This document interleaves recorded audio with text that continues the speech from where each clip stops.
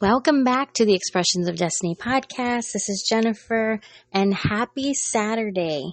We did not have an episode yesterday, but today, the topic that I really want to really just chat about and just honestly, openly, and just have a good, vulnerable talk with you is something that just really struck me this morning as I was getting ready and listening to worship music. And,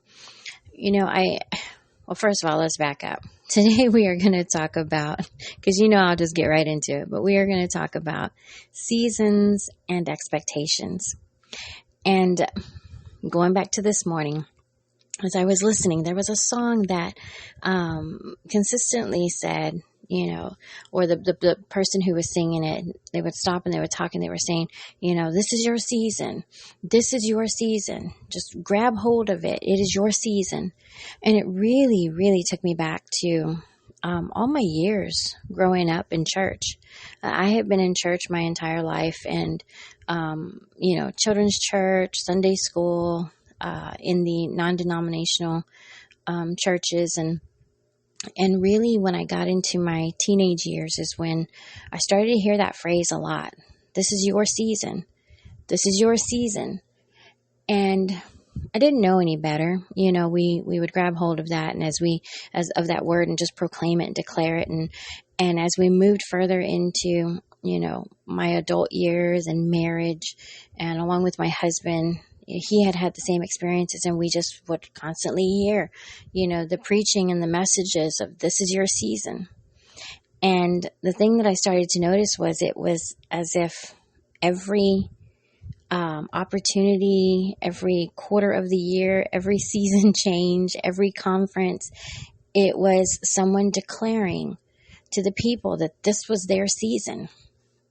And the thing that I really started to feel was, we would, in the moment, get so excited. This is my season, meaning I am going to be prosperous. I am going to experience the blessings of God. I am going to, have that wealth and that increase, and I'm going to have raises and job position changes. And we would get so excited about the very thing that we had been hoping and just believing God for, that it became an opportunity to actually, instead of be in expectancy of it, find some type of discouragement. And let me explain to you why. So for instance, I would be in a service, and in my heart, already knowing maybe that job that I was at, I was hoping to get that raise that I had been waiting on, or a promotion, or something of that sort. And so I would be in service, and they would be talking about, this is your season, grab it, things are about to change. Things are going to be amazing for you. Just believe it. And tomorrow morning, wake up with that expectancy that something great is going to happen today. And so I would wake up and I would go to work and I'd be excited, and then I wouldn't get the raise, or I wouldn't get the promotion, or something great wouldn't happen, or my bank account wouldn't increase, or I would still have all of these bills and these struggles and everything else. And now at this point, instead of being expectant about it, I would start to doubt God and say, well, I thought you just told me last night at such and such service that this is my season. Lord, what happened? You didn't come through today. I thought this was supposed to be taken care of, and I thought that was supposed to happen. And so, and not just me, so many people in our life and people that we've known that have just become so discouraged over time because what they were told was their season didn't end up being their season according to what they were experiencing. And so the Lord really started to take me down this path, several years ago, of seasons, and studying the seasons, and studying, what His Word says about those seasons. And so before I go any further, I want to go to one of my favorite scriptures, which is Ecclesiastes chapter 3. And this is where it talks about a time for everything, that there is a season for everything. And so in verse 1, and we're just going to read through verse 8, it says, there is a time for everything and a season for every activity under the heavens, a time to be born and a time to die, a time to plant and a time to uproot, a time to kill and a time to heal, a time to tear down and a time to build, a time to weep and a time to laugh, a time to mourn and a time to dance, a time to scatter stones and a time to gather them, a time to embrace and a time to refrain from embracing, a time to search and a time to give up, a time to keep and a time to throw away, a time to tear and a time to mend, a time to be silent and a time to speak, a time to love and a time to hate, a time for war and a time for peace. Now that's just verse 1 through 8, and I would really encourage you to go and read the entire chapter of Ecclesiastes 3. But when we go back to God's word and we realize there is a time for everything, good and bad, positive and negative, a time for everything. And those things happen within the different seasons of our life. And so when we hear someone say, this is your season, we always relate it to just the good and the positive. We always think about, this is your season, this is your springtime, this is where you're going to flourish and you're going to grow and you're going to do all these great and amazing things. And then we encounter something that we didn't expect and we get discouraged and we doubt our Father. And we say, God, what happened? I thought it was my season. Now, the thing that I realized years later was that in the moments where there was an encouraging word in churches or just from friends or other people in our life that would say, it's your season, we never really were taught how to walk through that season. We weren't taught to know how to understand and recognize what season we were really in. The scripture clearly states that there is a time for everything, both good and bad. Now we have been given that promise of living in God's abundance and His blessing. Every single day of our life, His word talks about it. Every day we are promised His blessing and His abundance. But that doesn't mean that other circumstances and trials and tests aren't going to come. We're still growing. We're still learning. And so when we go through these things, it's making a decision of how we are going to walk through that thing, good or bad. What are we going to do? Are we going to try to figure it out on our own? Are we going to try to manipulate the situation? Are we going to become discouraged and angry at God because it didn't go our way? Or are we going to choose to walk with Him and ask Him, Father, what season am I in? Help me to understand where I am and what it is that you have promised me. And understand that it's not a good season or a bad season, but every season is my season. Every season is an opportunity to grow. Every season is an opportunity to learn how to respond to what is happening in our life. Every season is a season to continue to trust in Him and to believe that He knows what He is doing. And that thing that we may be going through is not going to take us down, but it's going to make us stronger. As long as we approach it in the right way, as long as we trust in Him and we partner with Him to show us what it is that we need to do through that season. I can tell you that for me personally, I am in a season of rest and waiting. And there are a lot of things that we do, with our business and our family and our ministry. But you can just tell that it's a season of rest and waiting. There is an expectancy for great things. But because they have not happened does not mean that it is not my season, that I am not in that moment of that promise. It doesn't mean that I am sitting here and not going to reap the benefits of what God has already promised me. But there is something even greater on the horizon that I'm patiently waiting for. And a lot of you may be in that same season. You are in a rest and a waiting. So if you do go to church, or if you are in, groups, or even if it's just family members that are saying, this is your season, it's your season, instead of saying, is this your season? Because remember, every season is our season.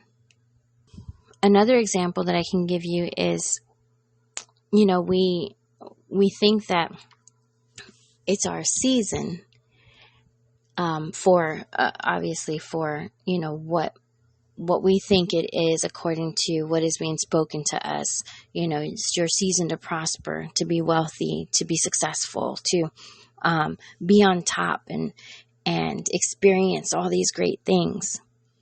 And then all of a sudden, if you're a business owner or maybe even a realtor, and you think, well, I thought I was going to get that big contract.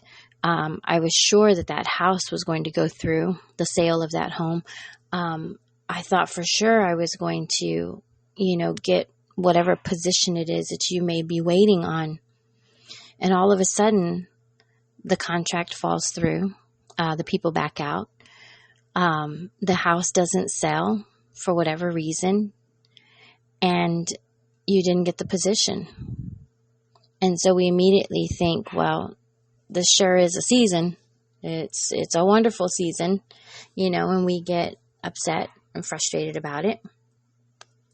And then later on, maybe months later, could be even a year, you find out that the very person that you were possibly considering going under contract with ended up being, a scammer, someone who was going to take you for everything you had.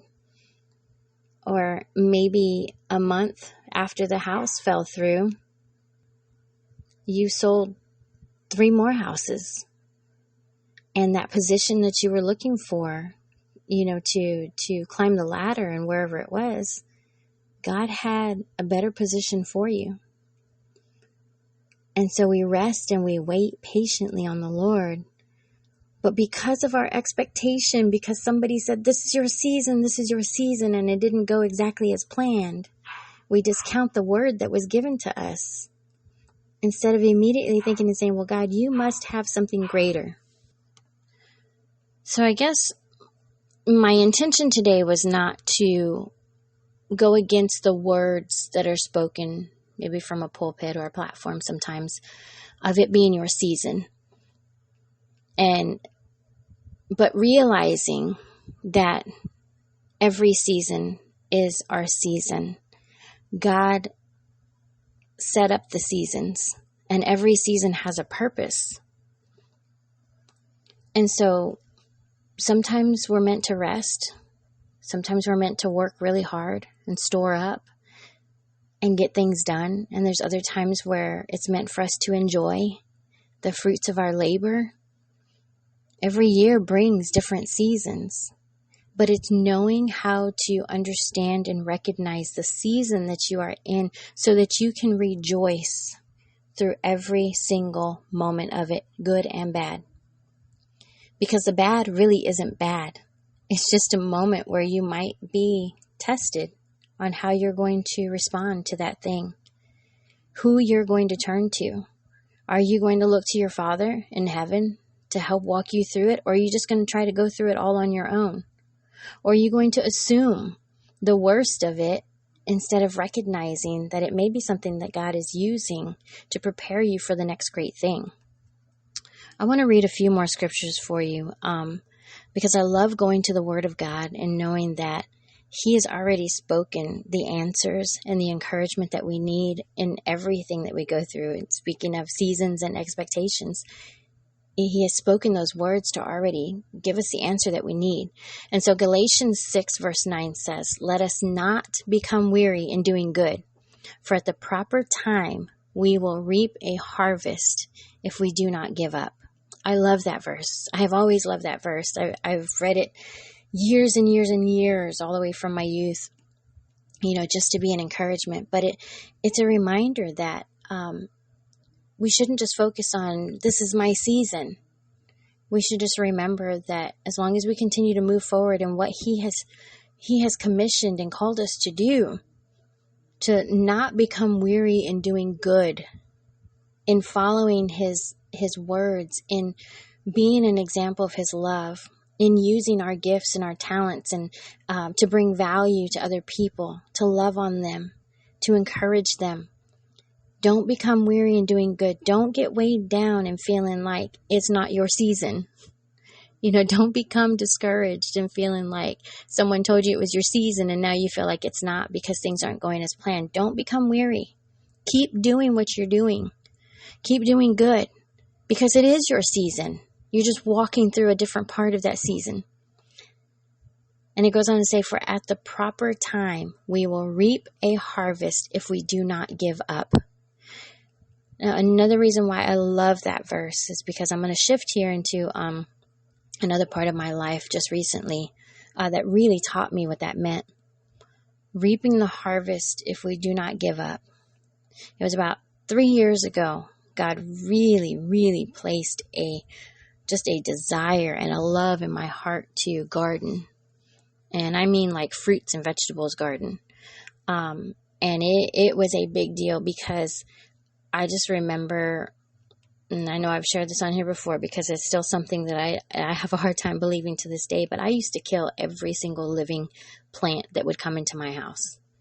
I just didn't know how to take care of it. I didn't have a desire to take care of it. I didn't want to have to learn how to take care of it. If my husband gave me roses or my family bought me plants, I would set them on the table and really forget to water them. And so it shocked me that the Lord was now telling me to plant a garden. So I started small with, little cups of herbs, and you can't go wrong with herbs, right? Well, I did. I killed a couple of them. It wasn't until I had my first jalapeno plant, and boy, that jalapeno plant gave me so much fruit. We had jalapenos every day, and I loved letting them sit there just a little bit longer so they would turn red. It was just amazing to me. And then I got a tomato plant, a cherry tomato plant. And these were already planted, already from Home Depot or Lowe's or whatever. You can't go wrong with those, right? Well, you can sometimes. And I set that big pot of cherry tomatoes out there, and I learned how to get me a tomato cage so they wouldn't just flop over. And those vines started to grow like crazy. And I got so excited about it. Now they did really well because they were in season. Because I bought them at the store when they had them out. And they will put the seasonal plants out. And we reaped so many cherry tomatoes from that plant. I was a proud mama. It was the best thing I had ever done. I'm thinking, wow. And then all of a sudden, towards the end of a season, those vines started to die. They just grew brown, and I was having to learn how to prune a little bit here and there, but it just wasn't going to do it for them. And I had to learn real quick that tomato plant season was up. It was over. And what I didn't know was that I should have been planting other tomatoes and starting new seeds for different varieties that were meant to grow in different seasons. But I was so hung up on these cherry tomatoes because it was a huge success.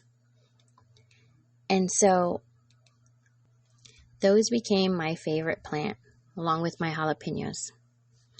Next thing I knew, we had all kinds of pots of different plants out on the patio, just circling the pool, and I would check on those plants every single morning. I would walk out there looking for blooms and looking for buds and looking for fruit, signs of any type of fruit. Next thing I know, my husband and I, we were digging out the ground and building 3 boxes out in the yard. We were planting fruit trees. The girls were helping me fill cups so that we could start our own little seedlings. We had an herb box on the patio. Chris even built me a whole planters. I don't even know what you call it. It's on wheels. It's like a whole little workstation out there on the patio so that I could keep all of everything that I needed there. this became a big deal. We had eggplants and zucchinis and cucumbers and watermelons. We actually grew a watermelon. It was amazing. But once again, I learned very quickly everything has a season. And we were able to reap the benefits of those different vegetables and fruits in their season. But here's what I learned real quick too, is that in my little container I have outside that's just filled with packets of seeds, I have to go through those seeds every season and make sure that I only pull out the ones to plant that are meant for that season. I cannot pull out the different squashes and zucchinis right now if they're meant for the fall. I have to wait a little while to start prepping those plants. But right now, I can be planting strawberries. I can be planting other fruits. It is just the season for that. Certain melons. And we know that because when we go into the grocery store, the farmers markets, they only have certain vegetables or certain fruits. And you can tell the ones that are really flourishing right now with the ones that are just really dull because they are out of season. But somebody still tried to grow them. Somebody still tried to make them available. Or maybe they're year round, but or as we call evergreens, but they just flourish more during a certain season. This is how we are. This is what we go through spiritually and physically every single day, every month, every season of our life. There are times where we flourish more, and there are moments where we just kind of sit back and hang out, in the shade and just wait for our next moment. There are times when other people are flourishing in a season and you're sitting there going, but what about me? And then next thing you know, you're right in season and they're sitting there waiting for the next great thing. This is the rest and the waiting that I'm talking about. And so knowing how to get through each season, knowing that every season is our season. This season right now, my rest and waiting is still my season. I am still reaping the benefits, reaping the blessings of what happened before, and it's just kind of trickling and lingering into this season as I wait for the next one. So know how to identify which season you are in right now. Stop and think about it. Say, Lord, what is it that you're taking me through? Because I want to give you praise and rejoice and give you glory through every moment of it, even if it doesn't seem like I'm where my heart hopes to be. I know that it's coming. But right now, you are working on me and doing something different in this season, and I want to embrace every single bit of that so that I can be ready and prepared when it's my turn and my time. Let's read some more scripture here. Psalms 145, verse 15 and 16. And I love how simple God's word is. It says, the eyes of all look to you, and you give them their food at the proper time. You open your hand and satisfy the desires of every living thing. Every living thing. That means from me all the way down to my sweet pups and what they eat, to the birds that are outside, to the ants that are all over our backyard trying to pick up whatever food they can find, to every living thing, everything. You satisfy the desire of every single living thing. And in some seasons, they may have more, and in other seasons, they may not. Let's go back to my garden.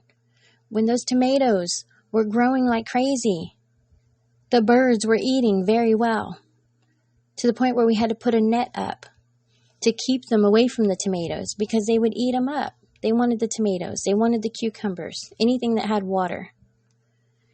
And then when we put the net up, they started getting stuck in the net, and we had to take the net down because we didn't want to kill the birds.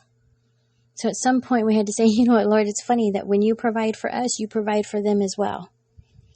Now I had to be a lot more cautious and a lot more alert to be able to go out there and pick the fruits and the vegetables that we had before they could get to it.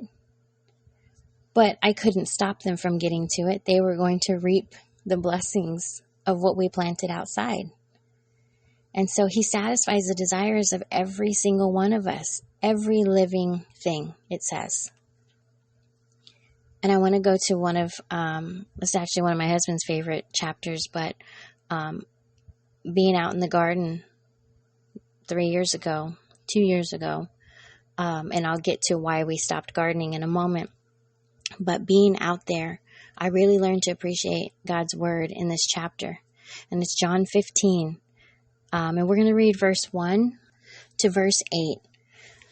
And it says, I am the true vine, and my Father is the gardener. He cuts off every branch in me that bears no fruit, while every branch that does bear fruit, he prunes, so that it will be even more fruitful. You are already clean because of the word I have spoken to you. Remain in me as I also remain in you. No branch can bear fruit by itself. It must remain in the vine. Neither can you bear fruit unless you remain in me. I am the vine, you are the branches. If you remain in me and I in you, you will bear much fruit. There's his promise right there. All we have to do is remain in him, and he will remain in us, and we will bear much fruit. It goes on to say, apart from me, you can do nothing. So we can't manipulate things. We can't try to do this on our own. It's not going to work. But if we allow him to remain in us and we stay connected to the source, all of these other things are resources. He is the main source. If we stay connected to him, then we will continue to bear much fruit. If you do not remain in me, you are like a branch that is thrown away and withers. Such branches are picked up, thrown into the fire, and burned. If you remain in me and my words remain in you, ask whatever you wish, and it will be done for you. What another beautiful promise. He's just saying, just stay connected to me. Just trust me. Just believe and know that what I say I'm going to do. And if you just stay connected to me, you can ask whatever you wish, and it will be done for you. It's already done. He's already made the promise. And verse 8 says, this is to my Father's glory, that you bear much fruit, showing yourselves to be my disciples.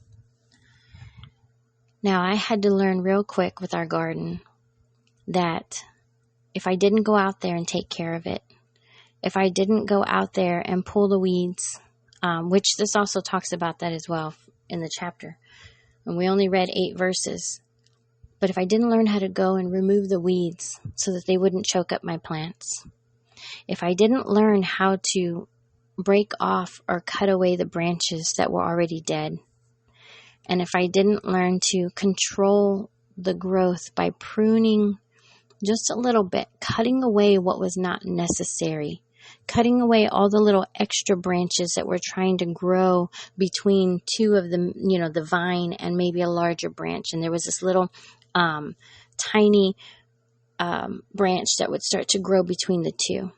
If I didn't snap those off, they would begin to suck up all of the nutrients and the water and everything, and it would start to begin to separate the nutrients between all these additional little branches.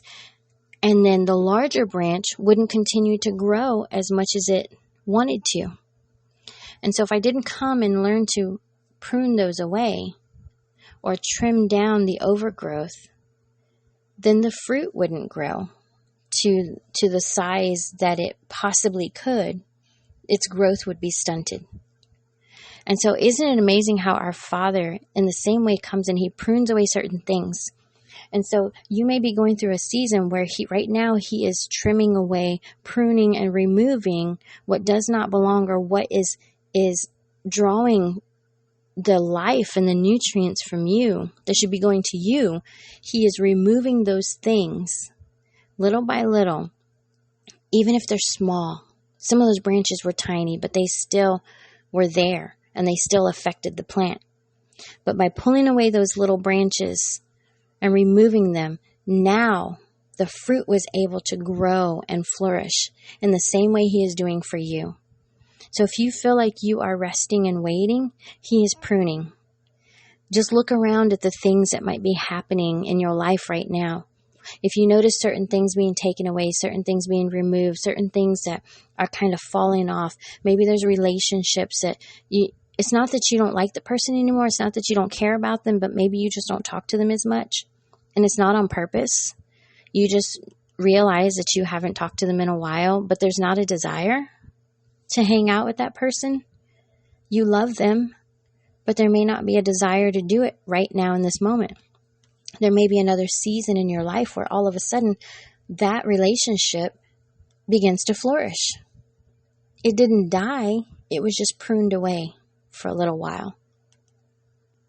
There may be activities or things that you were committed to for so long, and you're like, wow, I don't understand why I'm not a part of that group anymore, or why I don't feel the desire to go and do these things.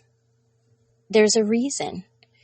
God is placing your focus on what it is that He wants you to be focused on the things that He is wanting to do in your life. He has to restrict and remove the distractions, and they're not bad.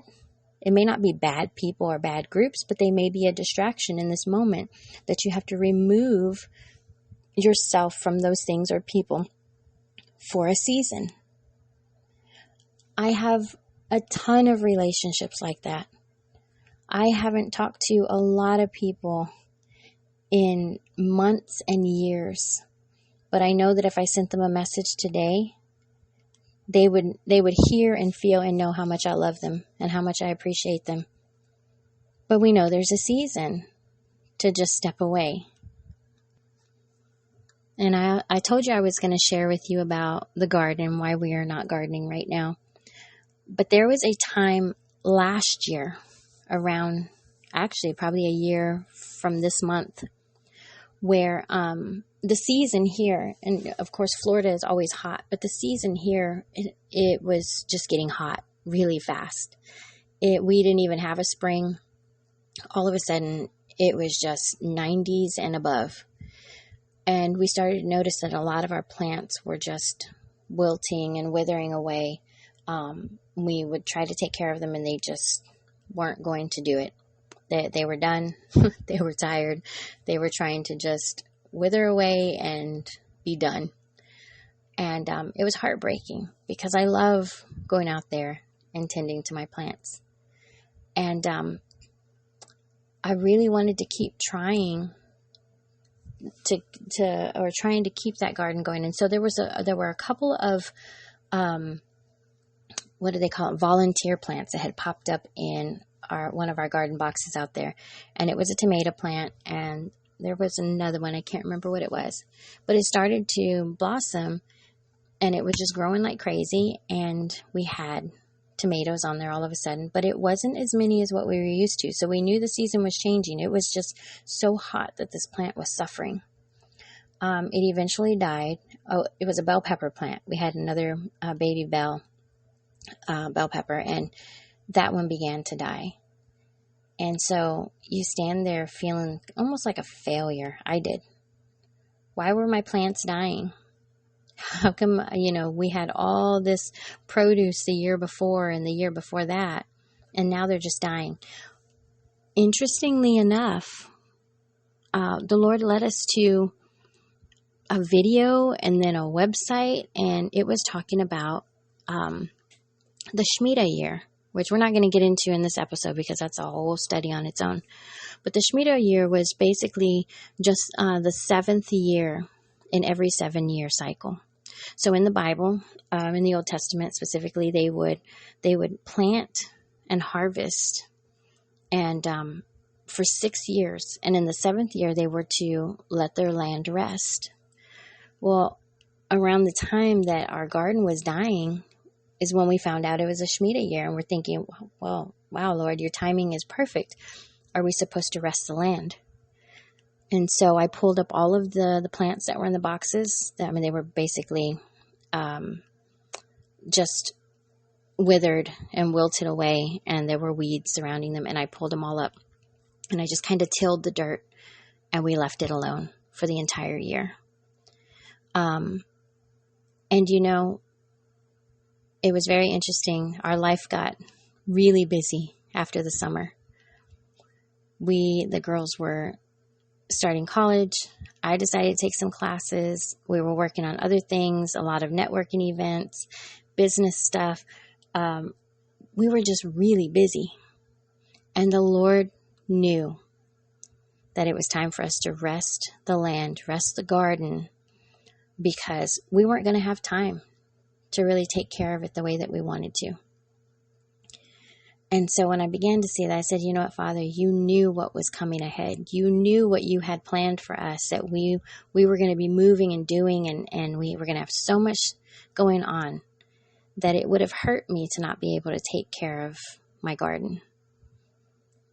And you see how the things that we don't understand, we start to think, wow, am I failing? Am I not taking care of my garden right? Why are my plants dying? Why is it so hot outside? This is such a weird summer, a weird season. Why are all these things happening? I've been successful in the past. How come my plants are dying? And then realizing months later, he showed us, because first of all, it was time for you to rest your garden. It was time for you to rest. Just rest and wait, because I have a lot coming up that you're going to have to do, and I need you to be rested and prepared. So if you are in one of those seasons right now, because remember, every season is our season, every single one.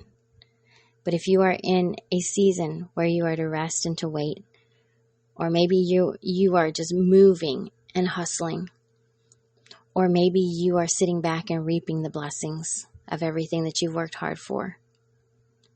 Whatever season it is, or maybe it's a season of complete changes.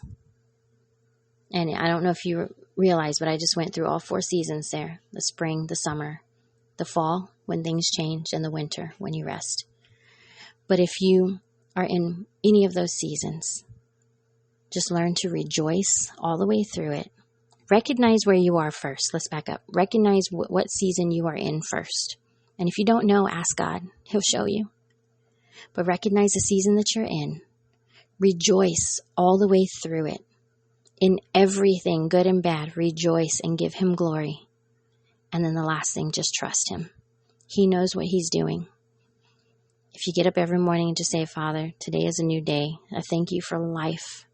What is it that we are going to do today? Show me so that I can walk with you. That's all you need.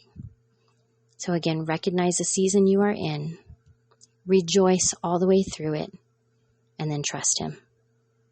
So that is it for me today. I just wanted to touch on seasons and expectation. There is no reason to be discouraged. Be expectant in everything. His promises are true.